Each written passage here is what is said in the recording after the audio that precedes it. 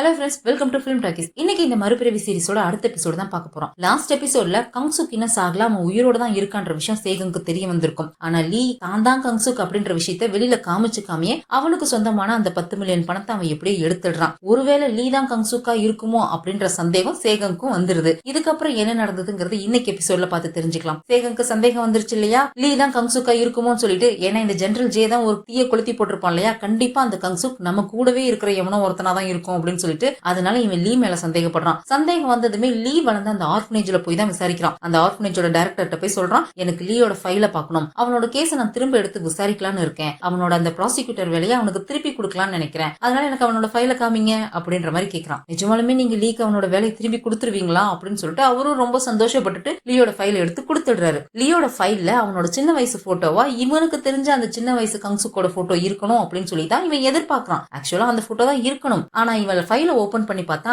அங்க லீயோட சின்ன வயசு போட்டோன்னு சொல்லி வேற யாரோ ஒரு பையனோட போட்டோ ஒட்டி வச்சிருக்கு. இந்த லீ எப்படி ஆர்ஃபனேஜ்க்கு வந்தான் அப்படின்ற மாதிரி விசாரிக்கிறானா, அவன் சின்ன பையனா இருக்கும்போது அவனோட பாட்டி தான் கூட்டிட்டு வந்தாங்க, கொஞ்ச நாளைக்கு இவனை இங்க வச்சு பாத்துக்கோங்க, நான் அதுக்கப்புறம் வந்து கூப்பிட்டுக்கிறேன் அப்படின்னு சொல்லிட்டு போனாங்க. ஆனா போனவங்க அப்படியே இறந்து போயிட்டாங்க, திருப்பி வரவே இல்ல, அதுக்கப்புறம் அவன் இங்கேயே வளர்ந்துட்டான் அப்படின்ற மாதிரி அந்த டைரக்டர் சொல்றாரு. லீ ஒருவேளை கங்சுக்கா இருப்பானோ அப்படின்ற சந்தேகத்தோட இங்க சேகன் வந்தான் இல்லையா. இப்ப லீ கங்சுக் இல்லன்றது இவனுக்கு கன்ஃபார்ம் ஆயிடுச்சு. அதனால அங்க இருந்து கிளம்பி போயிடுறான். அவன் போனதும் இந்த டைரக்டர் லீக்கு கால் பண்ணி, நீ சொன்ன மாதிரியே நான் செஞ்சுட்டேன்ப்பா அப்படின்ற மாதிரி சொல்றாரு. இதையும் இவன் முன்னாடியே யோசிச்சு வச்சு அதுக்கேத்த மாதிரி பிளான் பண்ணிட்டான் போல இருக்கு. அடுத்தது அந்த நடிகை என்பிக்கு தான் கால் பண்றான். அவதான் சேர்மன் கூவோட 6% ஷேரை வாங்கி கொடுக்க சொல்லி இவங்க கிட்ட கேட்டிருந்தா இல்லையா. சேர்மன் கூ கூட உங்களுக்கு ஒரு மீட்டிங் ஏற்பாடு பண்ணிருக்கேன், இன்னைக்கு அவர் கூட சேர்ந்து நீங்க கோல்ஃப் விளையாட போறீங்க அப்படின்ற மாதிரி சொல்றான். அதை கேட்டு அவ பயங்கர சந்தோஷப்பட்டு இருக்கா. ஆனா இந்த விஷயம் ஜெனிக்கும் ஜெனியோட அம்மாவுக்குமே தெரிய வருது. இந்த மாதிரி சேர்மன் கூ என்பி கூட சேர்ந்து கோல்ஃப் விளையாட போறான்னு சொல்லி. அவர் தான் 6% ஷேர் நமக்கு கொடுக்கறதா சொல்லி வாக்கு கொடுத்துட்டாரு இல்லையா, இப்ப எதுக்காக அந்த ஏஞ்சலினா கூட விளையாட போறாரு, எதுவும் துரோகம் எதுவும் பண்றாரா அப்படின்ற மாதிரி அவங்களுமே சந்தேகப்படுறாங்க. ஜெனிலாம் பயங்கரமா கோவப்படுறா. முதல்ல நான் நேர்ல போய் பாக்குறாங்க என்ன நடக்குதுன்னு சொல்லிட்டு அவங்க அம்மாவோட அசிஸ்டன்ட் கூப்பிட்டு அங்க இருந்து கிளம்பி போறா. இங்க அந்த கோல்ஃப் கிரவுண்ட தான் காமிக்கிறாங்க. அந்த சேர்மனுக்கும் ஏஞ்சலினா கூட கோல்ஃப் விளையாண்டுட்டு இருக்காரு. அங்கதான் லீயுமே இருக்கான். லீ ஆக்சுவலா கதை அடிச்சு விடுறான், இந்த சேர்மன் கூவோட லீகல் லாயர் நான் தான் அப்படின்னு சொல்லிட்டு ஏஞ்சலினா கிட்ட போய் சொல்றான்னு நினைச்சேன். ஆனா உண்மையிலேயே இவன் அந்த அளவுக்கு லீகல் லாயரா மாதிரி இருக்கான். இது எப்ப நடந்ததுன்னு தான் தெரியல. ஆனா அந்த சேர்மன் கூக்கு இந்த என்பி கூட சேர்ந்து விளையாடுறது சுத்தமா பிடிக்கவே இல்ல. லீ கிட்ட வந்து சொல்லிட்டு இருக்காரு, எதுக்கு தேவையில்லாம இவ கூட எல்லாம் என்ன கூத்து விட பாக்குற, எனக்கு பிடிக்கவே இல்ல, நீ சொன்னியேன்னு தான் வந்தேன் அப்படின்ற மாதிரி சொல்லிட்டு இருக்காரா. நான் உங்களோட லீகல் லாயர் சார், உங்களுக்கு நஷ்டம் ஆகக்கூடாதுங்கிறதுக்காக தான் நான் எல்லா வேலையும் பார்த்து பார்த்து பண்ணிட்டு இருக்கேன் அப்படின்ற மாதிரி சொல்றான். எங்க நஷ்டமாகுது அப்படின்னு கேக்குறாரா. அந்த பினான்ஸ் கம்பெனியோட வேல்யூ கிட்டத்தட்ட 2 பில்லியன் இருக்கும். அவ்வளவு வேல்யூ இருக்கிற ஒரு கம்பெனியை எந்த எக்ஸ்பீரியன்ஸுமே இல்லாத அந்த ஜெனி கையில தூக்கி கொடுத்தீங்கன்னா கண்டிப்பா உங்களுக்கு நஷ்டம் தான் ஆகும். அதே நீங்க இந்த என்பி கிட்ட கொடுத்தீங்கன்னா அவங்களுக்கு எக்ஸ்பீரியன்ஸும் இருக்கு, ஒரே நேரத்துல நிறைய பிசினஸ் சமாளிக்கிற திறமையும் இருக்கு, அப்ப உங்களுக்கு லாபம் தானே அப்படின்ற மாதிரி சொல்றான். இதையெல்லாம் சைட்ல நின்று அந்த என்பி ஒட்டு கேட்டுட்டு இருந்துட்டு வேகமா ஓடி வந்து,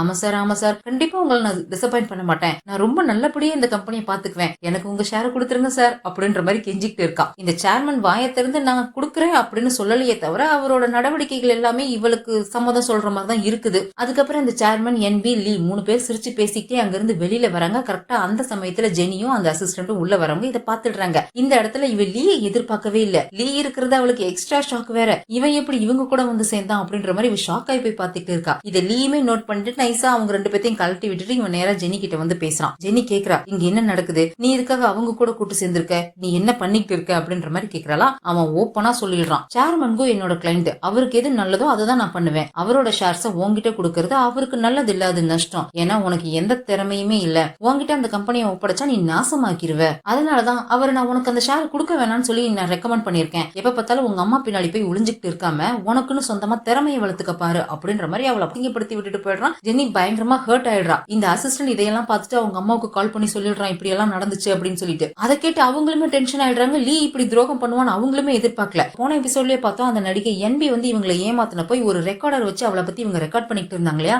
அதே மாதிரி இப்பவும் ரெக்கார்டர் எடுத்து வச்சு அவங்க ரெக்கார்ட் பண்ணிட்டு இருக்காங்க. இந்த லீ ஒரு துரோகி, என்னோட ஞாபகங்கள் முழுசா மறக்கிறதுக்கு முன்னாடி நான் இந்த லீ அழிச்சிடணும் அப்படின்ற மாதிரி இவங்க அந்த ரெக்கார்டர்ல ரெக்கார்ட் பண்ணிட்டு இருக்காங்க. இவங்களுக்கு அல்சைமர் ப்ராப்ளம் ஸ்டார்டிங் ஸ்டேஜ்ல இருக்கும் போல இருக்கு, எல்லாத்தையும் மறக்க ஆரம்பிக்கிறாங்க போல இருக்கு, அதனாலதான் இதெல்லாம் ரெக்கார்ட் பண்ணிட்டு இருக்காங்க.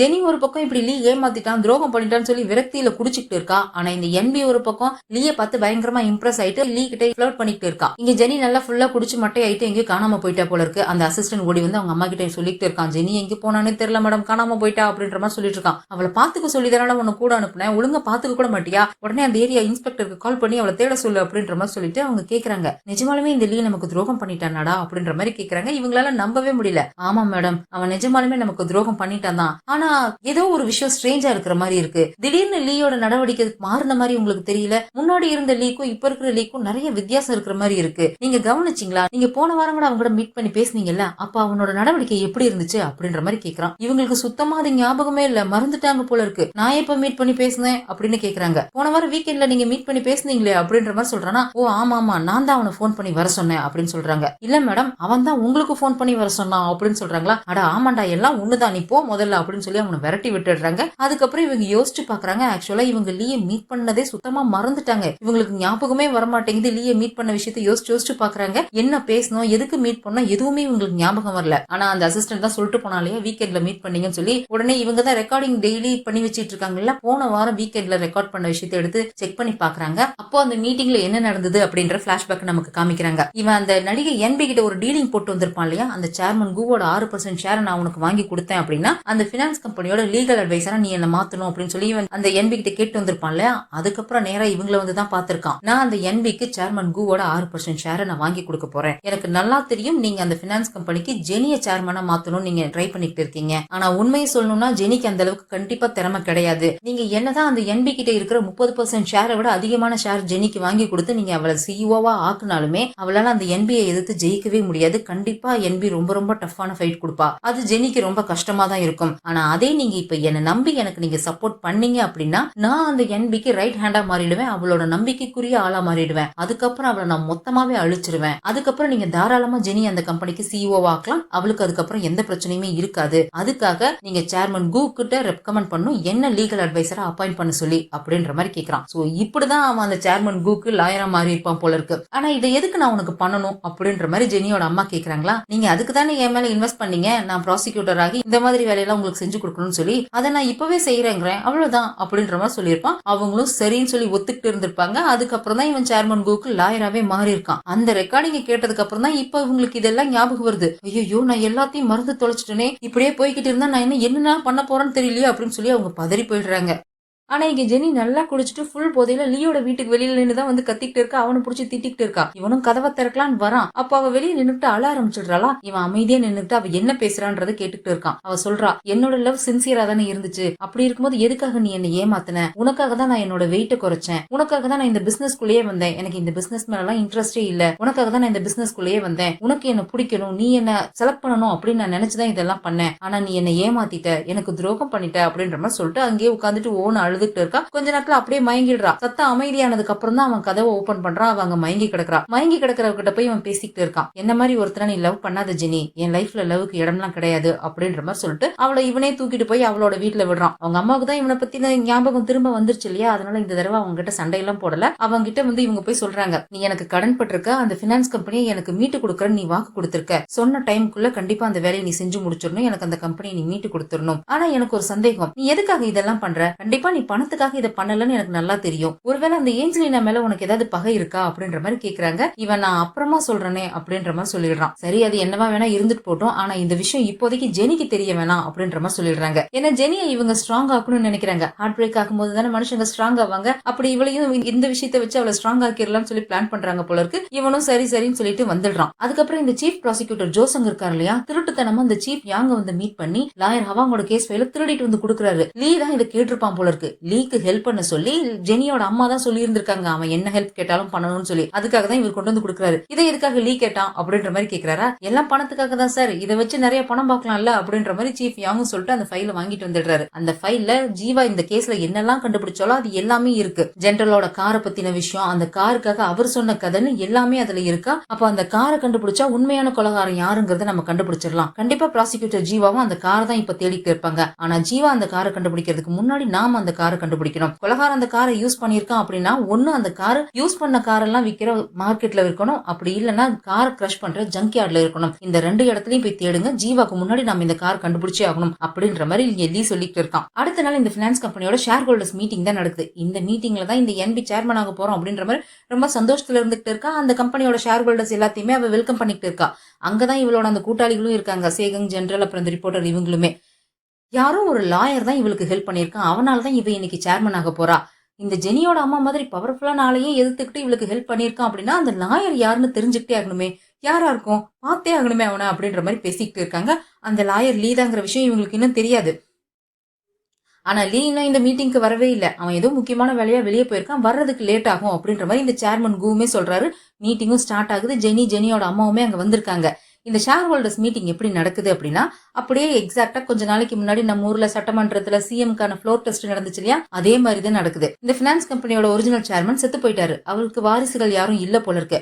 அதனால அந்த கம்பெனில ஷேர்ஸ் வாங்கி வச்சிருக்கிறவங்க யாருக்கிட்ட அதிகப்படியான ஷேர்ஸ் இருக்கோ அவங்க அந்த கம்பெனியோட சேர்மன் ஆக்கிடுவாங்க. 50% ஷேருக்கு மேல இருந்தா தானே சேர்மன் ஆக முடியும். அந்த மாதிரி 50% ஷேர் இல்லாதவங்க கம்மியான ஷேர்ஸ் வச்சிருக்கிறவங்க சப்போர்ட்டுக்கு கூப்பிட்டுக்குவாங்க. அவங்க சப்போர்ட்டோட 50% ஷேர் சப்போர்ட் என்கிட்ட இருக்கு அப்படின்னு சொல்லிட்டு இவங்க சேர்மன் ஆவாங்க.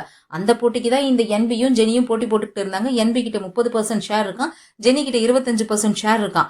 ஆனா இப்ப சேர்மன் கு வந்து ஜெனிக்கு சப்போர்ட் பண்ணாம இந்த என்பிக்கு சப்போர்ட் பண்ண போனதுனால என்பி வின் பண்ணிடுறா. அவ தான் இந்த கம்பெனிக்கு அடுத்த சேர்மன் அப்படின்ற மாதிரி அனௌன்ஸ் பண்ணிடுறாங்க. தோத்து போன வருத்தத்தோட ஜெனியோட அம்மாவும் அங்க இருந்து எந்திரிச்சு வெளியில வந்துடுறாங்க.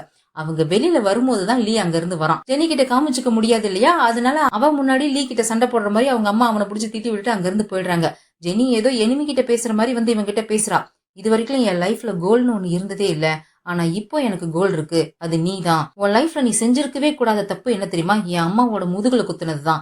அதுக்காக நீ கண்டிப்பா வருத்தப்படுவ அப்படின்ற மாதிரி ஏதோ எனிமி கிட்ட பேசுற மாதிரி பேசிட்டு வந்துடுறா. கட் பண்ண லீ தான் சீஃப் யாங் கிட்ட ஜெனரலோட காரை தேட சொல்லியிருந்தா இல்லையா, அந்த கார் எங்க இருக்குன்னு கண்டுபிடிச்சிட்டேன் அப்படின்ற மாதிரி சீஃப் யாங் லீக்கு கால் பண்ணி சொல்றாரு. ஆனா அதே சமயம் ஜீவாவும் அவ கூட இருக்க அந்த டிடெக்டிவும் சேர்ந்துட்டு ஜெனரலை விசாரிக்கிறதுக்காக நேரா கிளம்பி அவரோட வீட்டுக்கே போயிடுறாங்க. ஆபீஸ்ல இருக்கும்போது சுப்பீரியர் இல்லையா, அவரை விசாரிக்க முடியாது.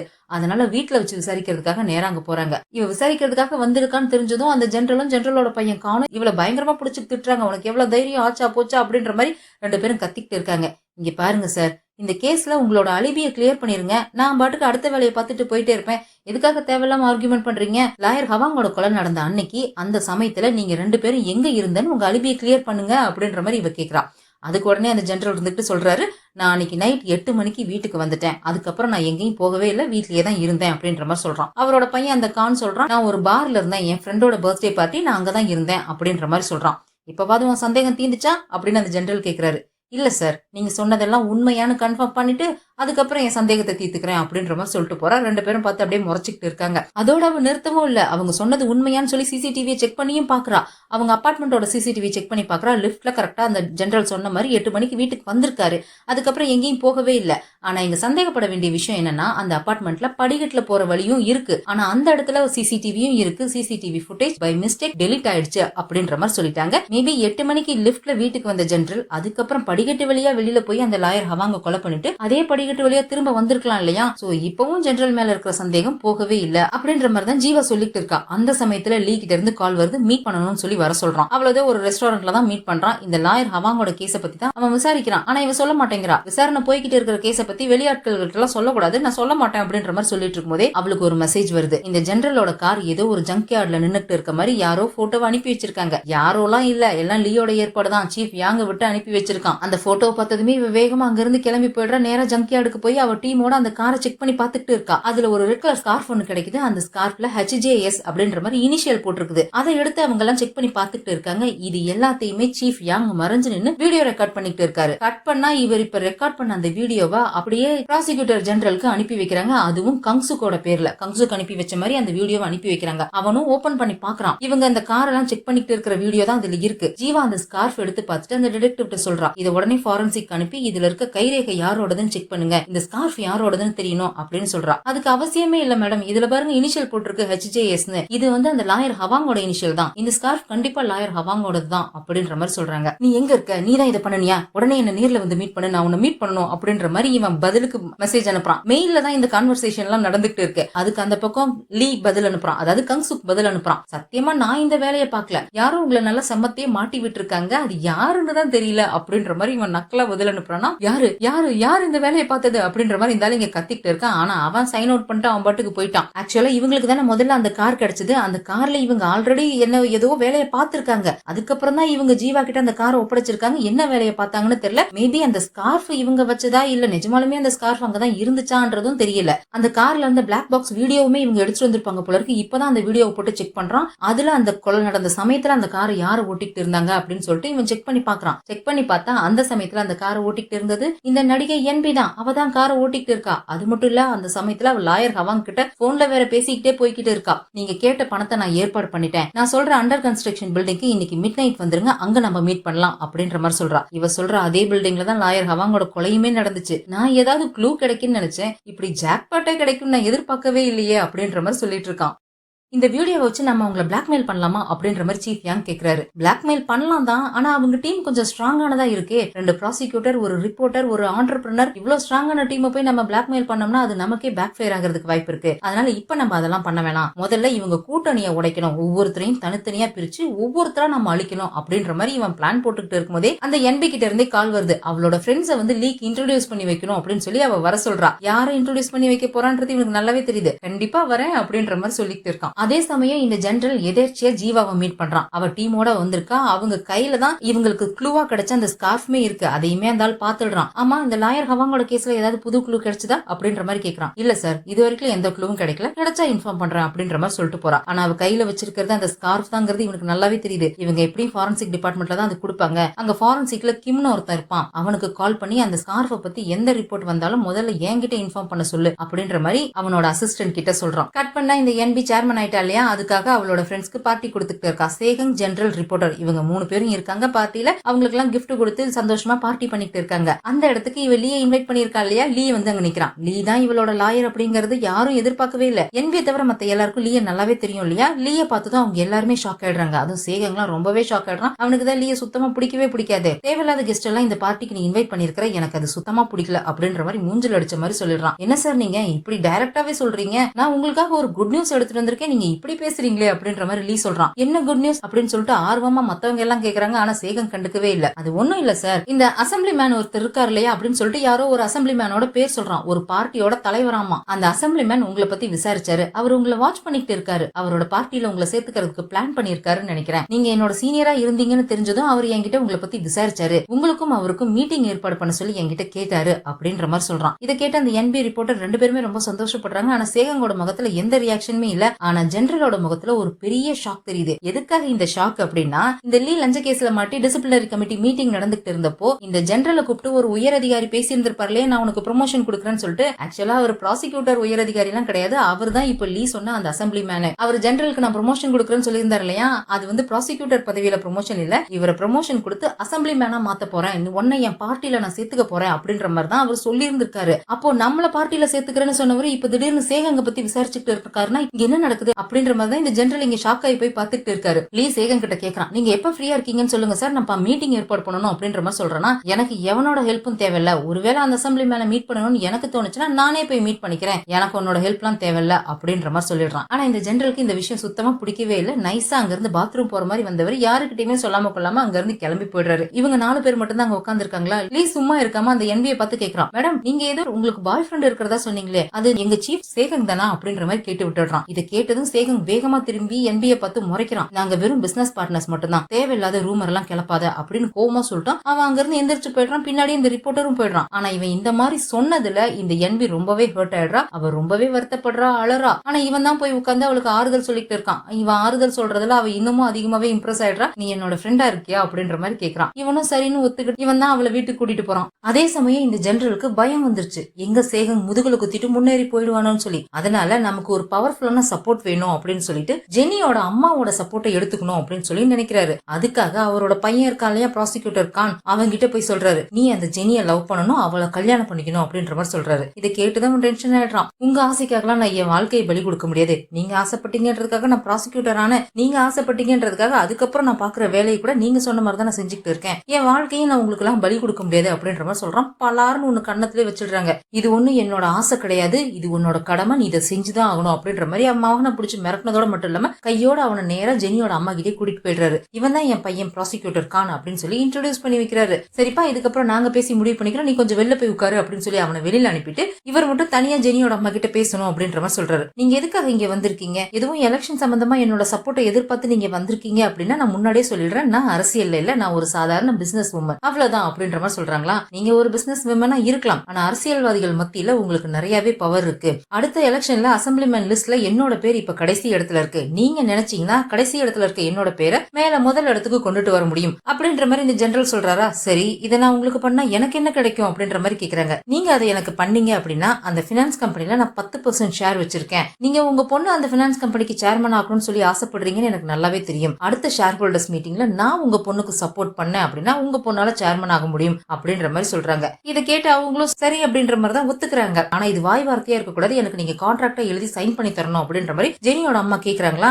சாதாரணமா ப்ரொஃபஷனலா நம்மளோட கான்ட்ராக்ட் இருக்க வேணாம், பர்சனல் ரிலேஷன்ஷிப்போட இருக்கட்டுமே. என் பையன் கானுக்கு உங்க பொண்ணு ஜெனியை கல்யாணம் பண்ணி கொடுத்துருங்க, நாம பர்சனல் ரிலேஷன்ஷிப்ல வந்துருவோம்ல அப்படின்ற மாதிரி இவன் சொல்றானா. இது கேட்டு அவங்களுக்கு ஒரு நிமிஷம் ஷாக் ஆனாலும் நல்ல ஐடியாவா தான் இருக்கு, நான் என் பொண்ணு கிட்ட பேசி பாக்குறேன் அப்படின்ற மாதிரி சொல்லிட்டு அவங்க ஜெனி கிட்டையும் போய் இந்த விஷயத்த சொல்றாங்க. அவ தையத்தக்கன்னு குதிக்கிறா. இங்க பாரு, இப்போதைக்கு நீ அந்த பினான்ஸ் கம்பெனிக்கு சேர்மன் ஆகணும், அதுதான் முக்கியம். அந்த ஆள் கூட கை குத்துக்கிறது மூலியமா உன்னால அந்த கம்பெனிக்கு சேர்மன் ஆக முடியும். ஒழுங்கா சொல்றது கேளு, அந்த பையன் கூட போய் பேசு, ஒழுங்கா டேட்டிங்க்கு போற வெளியே போற அப்படின்ற மாதிரி மிரட்டி அனுப்பி வைக்கிறாங்க. இவளும் வேண்டா வெறுப்பா கிளம்பி போறா. உடனே இங்க அவங்களோட அசிஸ்டன்ட் கிட்ட சொல்றாங்க, போய் இந்த விஷயத்த லீ கிட்ட சொல்லு அப்படின்னு சொல்லி. இவனும் லீ கிட்ட வந்து சொல்றான். அதாவது முதல்ல அந்த ஷேரை பத்தி மட்டும் தான் சொல்றான். இந்த மாதிரி அந்த ஆள் வந்து ஒரு ப்ரொபோசல் வச்சிருக்கான், நம்ம சேர்மன் மேடமும் சரின்னு சொல்லி இப்போதைக்கு சொல்லி வச்சிருக்காங்க. ஆனாலும் அவங்களுக்கு அந்த ஜெனரலை நம்பலாமா வேணாமனு ஒரு சந்தேகம் இருக்கு அப்படின்ற மாதிரி சொல்றான். இவன் தான் சேகங்கும் ஜெனரலுக்கு நடுவுல பிரிவினை ஏற்படுத்தணும்னு சொல்லி தீய கொளுத்தி போட்டான் இல்லையா, அது பத்திக்கிச்சு அப்படின்ற மாதிரி இவன் சந்தோஷப்பட்டுட்டு இருக்கான். அது மட்டும் இல்லப்பா, இன்னொரு விஷயமும் இருக்கு. அவரோட பையனுக்கு ஜெனியை கல்யாணம் பண்ணி கொடுக்கணும்னு அவர் ஆசைப்படுறாரு. நம்ம மேடமும் ஒத்துக்கிட்டாங்க, ஜெனியும் இதுக்கு ஒத்துக்கிட்டா, அவனோட சேர்ந்து டேட்டுக்கு கூட போயிருக்கா அப்படின்ற மாதிரி சொல்றாங்க. இது அவ கான கல்யாணம் பண்ணிக்க போறலாம், கான்லாம் அவளுக்கு ஏத்த ஆளே கிடையாது, அவளாம் கண்டிப்பா அந்த கான கல்யாணம் எல்லாம் பண்ணிக்க மாட்டா அப்படின்ற மாதிரி இவன் பொறாமையில பொறுமைக்கிட்டு இருக்கான். அதெல்லாம் இல்லப்பா, அந்த பொண்ணு ஒத்துக்கிட்டா, அவங்க டேட்டுக்குமே போயிட்டாங்க அப்படின்ற மாதிரி சொன்னதும் அவன் எங்க போயிருக்கா அப்படின்ற மாதிரி சும்மா கேஷுவலா கேட்கற மாதிரி கேட்டு வச்சுக்கிறான். இது எல்லாமே ஜெனியோட அம்மா வேலைதான், வேணும்னே இவனை ஏத்தி விடணும்ன்றதுக்காக தான் இவங்க கிட்ட சொல்றதுக்கு அனுப்பி வச்சிருக்காங்க. ஜெனியும் அந்த கானும் அவளோட அந்த இட்டாலியன் ரெஸ்டாரண்ட்ல தான் டேட்டுக்கு போயிருக்காங்க. ரெண்டு பேருக்குமே இந்த டேட்டிங் சுத்தமா பிடிக்கவே இல்ல, வேண்டா வெறுப்பா தான் உட்கார்ந்து இருக்காங்க. அவனுக்கு எல்லாம் என்ன பேசுறதுனே தெரியல. உங்க ரெஸ்டாரண்ட் நல்லா இருக்கு, சாப்பாடு நல்லா இருக்கு, இந்த சேர் நல்லா இருக்கு, இந்த டேபிள் நல்லா இருக்கு அப்படின்னு ஒண்ணுன்னா சொல்லிட்டு இருக்கான். அவ குனிஞ்ச தலை நிமிராம ஆமா ஆமா ஆமா அப்படின்னு சொல்லிட்டு இருக்கா. நான் ரொம்ப போர் அடிக்கிறேனா அப்படின்ற மாதிரி கேட்கறான். அவ அதுக்கும் ஆமா அப்படின்ற மாதிரி சொல்லிடுறா. சேச்சா அப்படிலாம் ஒண்ணும் இல்ல, நான் ஏதோ தெரியாம உழைச்சிட்டேன் அப்படின்ற மாதிரி சொல்லிக்கிட்டே இந்த பக்கமா திரும்புறா. பக்கத்து டேபிள்லயே லீ உட்கார்ந்துருக்கான். சீஃப் யாங், அந்த அசிஸ்டன்ட் பொண்ணு 3 பேரும் அங்கதான் உட்கார்ந்துருக்காங்க. நீ இங்கதான் இருக்கியா அப்படின்ற மாதிரி பார்த்துட்டு வேணும்னே இவ கான் கூட ரொம்ப சிரிச்சு பேசுறா. அவனுக்கு சாப்பாடு எடுத்து ஊட்டி விடுறா, டிஷ்யூ எடுத்து தொடச்சு விடுறா, இதெல்லாம் பண்ணிட்டு இருக்காளா. இதை பார்த்து இவனுக்கு கடுப்பாகுதுதான். ஆனாலும் அது வெளியில கட்டிக்கல, அப்படியே ரொம்ப கட்டுக்கோப்பா தான் உட்கார்ந்துருக்கான். கொஞ்ச நேரம் இப்படியே உட்கார்ந்து இருந்தவன் சரி நம்ம கிளம்பலாம் அப்படின்னு சொல்லிட்டு அவன் பாட்டுக்கு எந்திரிச்சு போக போகிறான். என்னடா ஒண்ணுமே பண்ணாம ஒம்பாட்டுக்கு போற, இந்த கல்யாணம் மட்டும் நடந்துருச்சுன்னா ஜெனியோட அம்மா உனக்கு சப்போர்ட் பண்ண மாட்டாங்க, உனக்கு அது ஓகேவா அப்படின்ற மாதிரி சீஃப் யாங் கேக்குறாரு. இப்ப நான் மட்டும் ஏதாவது பண்ண போய் எனக்கும் ஜெனியோட அம்மாவுக்கும் சம்பந்தம் இருக்குன்ற விஷயம் அந்த ஜெனரலுக்கு தெரிஞ்சு போச்சுன்னா நம்ம பிளான் எல்லாமே சொதப்பிக்கும், அது ஓகேவா அப்படின்னு சொல்லிட்டு அவன் பாட்டுக்கு அங்க இருந்து கிளம்பி போயிடுறான். அவன் போயிட்டான்ற கடுப்புல இவ கான் கிட்ட எரிஞ்சு விழுந்துட்டு இருக்கா. லீதா அந்த என்பியோட கம்பெனில லீகல் அட்வைசரா ஜாயின் பண்ணிட்டான் இல்லையா. அந்த கம்பெனியோட போர்ட் மீட்டிங் நடக்குது. அந்த போர்ட் மீட்டிங்ல லீயா அங்க இருக்கிற ஆபீசர்ஸ் எல்லாத்துக்கும் இந்த என்பி இன்ட்ரோடியூஸ் பண்ணி வச்சுக்கிட்டு இருக்கா. அப்ப அங்க ஒரு சேர் மட்டும் காலியா இருக்கு, ஆடிட்டிங் சீஃபோட சேர். ஆமா, ஏன் இங்க ஆடிட்டிங் சீஃப் வரல அப்படின்னு கேக்குறா. அந்த வேலையை ரிசைன் பண்ணிட்டு ஓடிட்டார் மேடம் அப்படின்ற மாதிரி சொல்றாங்க. அவர் வேலையை ரிசைன் பண்ணிட்டு அடுத்த ஆள் அப்பாயின் பண்ண வேண்டியதுன்னா ஏன் இன்னும் அப்பாயின் பண்ணாம இருக்கீங்க அப்படின்ற மாதிரி கேட்டுக்கிட்டு இருக்கா. அப்போ அந்த இடத்துக்கு ஜெனி ரொம்ப கெத்தா வந்து நிக்கிறா. அடுத்த ஆள் எல்லாம் அப்பாயின் பண்ணியாச்சு, இந்த கம்பெனியோட ஆடிட்டிங் சீஃப் நான் தான், ஷேர் ஹோல்டர்ஸ் எல்லாம் சேர்ந்து முடிவு பண்ணிருக்காங்க. இந்நேரம் உங்களுக்கு நோட்டிபிகேஷன் வந்திருக்கணுமே, ஏன் இன்னும் நீங்க பாக்கலையா அப்படின்ற மாதிரி கேக்குறா. இதை பார்த்து அவளுக்கு செம்ம கடுப்பாகுது. என்பிக்கு இவ இங்க வந்தது சுத்தமா பிடிக்கவே இல்ல. ஆனா இவ என்பிய பழிவாங்க வந்த மாதிரி தெரியல, லீய பழிவாங்க வந்த மாதிரி தான் இருக்கு. அவனை பார்த்து முறைச்சுக்கிட்டே இருக்கான். மீட்டிங் எல்லாம் முடிச்சுட்டு வெளில போகும்போது ஜெனி போய் லீ கிட்ட கேக்குறா, எங்க அம்மாவோட முதுகுல குத்தி தானே நீ இந்த இடத்துக்கு வந்திருக்க, எப்படி லைஃப் ஜாலியா போகுதா அப்படின்ற மாதிரி கேக்குறாளா. உங்க அம்மாவோட பவரை யூஸ் பண்ணி தானே நீ இந்த இடத்துக்கு வந்திருக்க, எப்படி உனக்கு லைஃப் ஜாலியா போகுதா அப்படின்ற மாதிரி கேக்குறான். ரெண்டு பேரும் மாத்தி கழுவி ஊத்திக்கிட்டு இருக்காங்க. அப்போ அந்த இடத்துக்கு இந்த ப்ராசிக்யூட்டர் கான் வரான். ஜெனியா டின்னருக்கு கூட்டிட்டு போறதுக்காக வந்திருக்கானாமா. வேணும்னே லீய வெறுப்பேத்துறதுக்காக ஜெனியா அவங்கிட்ட போய் சிரிச்சு பேசிக்கிட்டே குதிச்சுக்கிட்டு அங்க இருந்து கிளம்பி போறா. இதை பார்த்து இவனுக்கு கடுப்பாய் நின்னுட்டு இருக்கும் போதே அந்த என்பி வந்து ஏதோ முக்கியமான விஷயம் பேசணும் அப்படின்ற மாதிரி சொல்றாளா. எனக்கு அதை விட முக்கியமான வேலை இருக்கு அப்படின்னு சொல்லிட்டு அவ பின்னாடியே ஓடி போயிடுறான். அப்படியே கட் பண்ணி சேகங்க தான் காமிக்கிறாங்க. முதல்ல அந்த ஜெனரலுக்கு கங்சுக் அப்படின்ற பேர்ல ஒரு வீடியோ அனுப்பி வச்சான் இல்லையா, அதே மாதிரி இப்ப சேகங்க்கு கங்சுக்கோட பேர்ல ஒரு ஆடியோ அனுப்பி வைக்கிறான். இவனோட அம்மா பார்க் ஹாஸ்பிட்டல்ல இருந்தப்ப இந்த ஜெனரல் பாக்குறதுக்காக வந்திருப்பான். அப்ப கூட இவன் ரெக்கார்ட் ரெக்கார்டரை ஒளிச்சு வச்சு அவங்க பேசினதெல்லாம் ரெக்கார்ட் பண்ணிருப்பான் இல்லையா, அதுல ஒரு குட்டி பார்ட்டை மட்டும் கட் பண்ணி அதை தான் இங்க ஆடியோ ஃபைலா இங்க சேகனுக்கு அனுப்பி வச்சிருக்கான். கங்சுக்கோட அம்மா பார்க் இந்த ஜெனரலை பார்த்து கேக்குறாங்க, இன்னமும் நான் தான் சேர்மன் லீயை கொலை பண்ண நம்புறீங்களா அப்படின்ற மாதிரி கேக்குறாங்க. அதுக்கு அந்த ஜெனரல் சொல்றான், அதை நம்பி இருந்தா நான் இங்க வந்திருக்கவே மாட்டேன் அப்படின்ற மாதிரி சொல்றான். அப்ப யார் அந்த கொலையை பண்ணான்னு நினைக்கிறீங்க அப்படின்னு கேக்குறாங்களா. வேற யாரு, சேகன் தான், எனக்கு உறுதியா தெரியும் சேகன் தான் சேர்மன் லீயை கொலை பண்ணான் அப்படின்ற மாதிரி சொல்லியிருக்காரு. இந்த ஆடியோவை தான் அவன் அனுப்பி வச்சிருக்கான். இதை பார்த்துதான் அவனுக்கு முகமெல்லாம் வேர்த்தே போயிடுது. இந்த ஜெனரல் செம்ம மூலக்காரம்பா, ஒவ்வொருத்தரையும் அவனோட வழியில இருந்து காலி பண்ணணும்னு முடிவு பண்ணிட்டான் போல இருக்கு. முதல்ல லாயர் ஹவாங்க காலி பண்ணா அவனோட அடுத்த டார்கெட் நீ தான் போலயே அப்படின்ற மாதிரி மெசேஜும் அனுப்புறான். டே கங்சுக், உனக்கு தைரியம் இருந்தா என் முன்னாடி நேர்ல வந்து பேசுற, இப்படி மூஞ்ச மறைச்சிக்கிட்டு கோல மாதிரி பேசாத அப்படின்ற மாதிரி இவன் பதிலுக்கு ரிப்ளை அனுப்புறானா. என்னைக்கு நீ என் முகத்தை நேர்ல பாக்குறியோ அன்னைக்கு உன் வாழ்க்கை உன் கையிலேயே இருக்காது, அது காலியாகி இருக்கும் அப்படின்ற மாதிரி பதில் சொல்றான். இந்த சேகன் செம்மையா கடுப்பாயிடுறான். தேவையில்லாம என்ன பத்தி யோசிக்கிறத விட்டுட்டு அந்த ஜெனரல் உன் முதுகுல குத்த பிளான் பண்ணிட்டு இருக்கான், அதை என்ன பண்றதுன்றத பத்தி யோசி அப்படின்ற மாதிரி சொல்லிட்டு சைன் அவுட் பண்ணிட்டு ஓடி போயிடுறான். ஆனா இங்க சேகன் கங்சுக் சொல்றத நம்புறதுக்கு தயாரா இல்ல இவன் எனக்கும் ஜெனரலுக்கும் நடுவுல பிரிவினையை ஏற்படுத்த ட்ரை பண்றான் அப்படின்ற மாதிரி தான் யோசிச்சுட்டு வேகமா ஜெனரலை பாக்குறதுக்காக கிளம்பி வரான். அப்படி வரும்போது இந்த ஜெனரலும் அவனோட அசிஸ்டன்ட்டும் பேசிக்கிட்டு போறதை இவன் கேட்கறான். அந்த கங்சுக்கோட ஐபி அட்ரஸ் கண்டுபிடிச்சியா அப்படின்ற மாதிரி இந்த ஜெனரல் கேட்கறான். கண்டுபிடிச்சன் சீஃப், அவனோட ஐபி அட்ரஸ் ஹாங்காங் காமிக்குது அப்படின்ற மாதிரி அவனும் சொல்லிட்டு இருக்கான். ஏன் சீஃப், நிஜமாவே நீங்க ஜெனியோட அம்மா கூட ரிலேஷன்ஷிப் வளர்த்துக்க போறீங்களா அப்படின்ற மாதிரி அந்த அசிஸ்டன்ட் கேட்கறான். சேகன் என் முதுகுல குத்துறதுக்கு பிளான் பண்ணிருக்கான், அதுல இருந்து தப்பிக்கணும்னா நான் பவர்ஃபுல் ஆகணும்னா எனக்கு அவங்களோட சப்போர்ட் கண்டிப்பா தேவை அப்படின்ற மாதிரி எல்லாம் பேசிட்டு போயிட்டு இருக்காங்க. இது எல்லாத்தையுமே சேகன் கேட்டுடுறான். எனக்கு நல்லா தெரியும் இது எல்லாமே அந்த கங்சுக்கோட பிளான் தான். ஜெனரலோட கார்ல அந்த லாயர் ஹவாங்கோட ஸ்கார்ஃப் வச்சது கூட அவனாதான் இருக்கும். அந்த ஸ்கார்ஃபை வச்சு எங்க டீமுக்குள்ள நீ பிரச்சனை ஏற்படுத்தணும்னு முடிவு பண்ணல, அதே ஸ்கார்ஃபை வச்சு உனக்கு பிரச்சனை ஏற்படுத்துறேன் பாரு அப்படின்ற மாதிரி சொல்லிட்டு இவன் யாருக்கோ கால் பண்ணி கங்சுக்கோட டிஎன்ஏ டெஸ்ட் பண்ணீங்க இல்லையா, அதுக்கு அவன் சாம்பிளுக்கு கொடுத்த ரத்தத்துல மிச்சம் இருக்கா அப்படின்ற மாதிரி யார்கிட்டே கேட்கறான். இருக்கு அப்படின்ற மாதிரி அந்த பக்கத்துல இருந்து பதில் சொல்றாங்க. எந்த ஸ்கார்ஃபை வச்சு நீ எங்களுக்கு பிரச்சனை ஏற்படுத்தினியோ அதே ஸ்கார்ஃபை வச்சு நான் உன் கழுத்து நெரிக்கிறேன் பாருடா அப்படின்ற மாதிரி சொல்லிட்டு இந்த சேகன் ஏதோ பிளான் பண்ணிட்டு இருக்கான். இதோட இந்த எபிசோட் முடியுது. இதுக்கப்புறம் என்ன நடந்ததுங்கிறது அடுத்த எபிசோட்ல பார்த்து தெரிஞ்சுக்கலாம். இந்த வீடியோ பிடிச்சிருந்தா லைக் பண்ணிடுங்க, அப்படியே ஃப்ரெண்ட்ஸ்க்கு ஷேர் பண்ணிடுங்க. மறக்காம ஹைப்பையும் தட்டி விட்டுட்டு ஃபிலிம் டாக்கீஸ்க்கு சப்ஸ்கிரைப் பண்ணிடுங்க. அடுத்த எபிசோட்ல சந்திக்கலாம். பாய்.